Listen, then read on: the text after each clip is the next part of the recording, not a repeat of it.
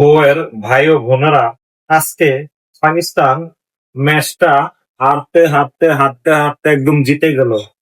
তবে ভাগ্য পাকিস্তানের সহায় ছিল বিদায় ম্যাচটা জিতে গিয়েছে। নেদারল্যান্ড 19 ওভার 5 বলে অল উইকেটে 147 রান করেছিল, পাকিস্তানকে 148 রানের টার্গেট দিয়েছিল। তার বিপক্ষে পাকিস্তান ম্যাচটা জিতে গিয়েছে, কিন্তু অনেক কষ্টে। পাকিস্তানের ব্যাটসম্যানদের স্কোরটা এখন আমি আপনাদেরকে জানিয়ে দিব যে পাকিস্তানের কোন ব্যাটসম্যান কত রান করেছে। শাহবাজ ফরহান করেছে 31 বলে 47 রান। তারপর সাইম আয়ুব করেছে 13 বলে 24 রান। তারপর সালমান আগার পাকিস্তানের ক্যাপ্টেন করেছে 8 বলে 12 রান। বাবর আজম করেছে 18 বলে 15 রান। এই মাল চলে না, এই বাবর আজম এই মাল দিয়ে T20 ওয়ার্ল্ড কাপ খেলা চলবে না। 18 বলে মাত্র 15 রান করেছে, এই মালকে যেন পাকিস্তান বাদ দিয়ে দেয়, তাহলে পাকিস্তানের জন্য ভালো হবে। তারপর উসমান খান করেছে গোল্লা, তারপর করছে শাহাবাদ খান 8 রান। তারপর মোহাম্মদ নেওয়াজ করেছে 6 রান। ফাহিম আশরাফ, এখন আসি ফাহিম আশরাফের কথা। এই ফাহিম আশরাফ ছেলেটা আজকে পাকিস্তানের ম্যাচটাকে জিতিয়ে দিয়েছে।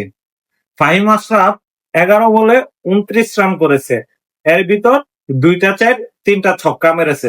এর ভিতর আরেকটু কথা আছে, ফাহিম আশরাফ কিন্তু আউট হয়ে গেছিল, কিন্তু তার ক্যাচটা মিস করেছে বিদেই আজকে পাকিস্তান ম্যাচটা জিতে গিয়েছে। যদি নেদারল্যান্ডের প্লেয়ারটা তার ক্যাচটা ড্রপ না করতো, তাহলে আজকে পাকিস্তানকে নেদারল্যান্ড করে ভরে দিত, বুঝছেন। তবে আজকে পাকিস্তানের খেলাটায় যা দেখছি, তাতে করে ওয়ার্ল্ড কাপে এই মালারা চলবে না।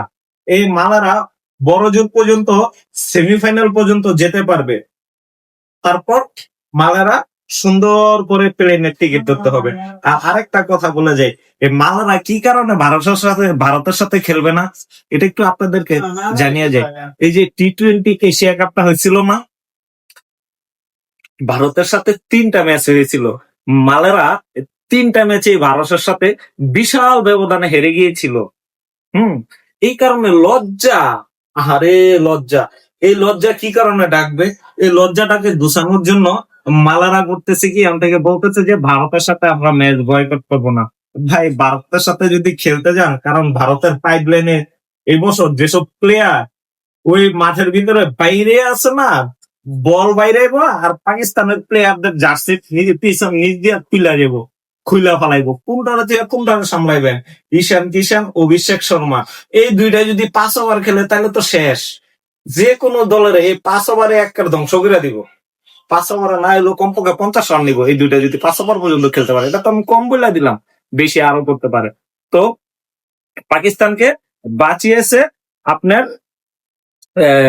ইয়ে ফাহিম আশরাফ। ফাহিম আশরাফের কারণে আজকে পাকিস্তান জিতে গিয়েছে। তারপর পাকিস্তান দেখেন, পাকিস্তানের মতো একটা টিম আপনার নেদারল্যান্ডের সাথে খেলছে, সে 19 ওভার 3 বল পর্যন্ত পাকিস্তানকে খেলতে হয়েছে। 19 ওভার 3 বল, যেটা আমি ভাবছিলাম যে হয়তো বা 18 ওভার বা 17 ওভার 3 বল বা এরকম যাইতে পারে, 147-48 রানের টার্গেট দিতে।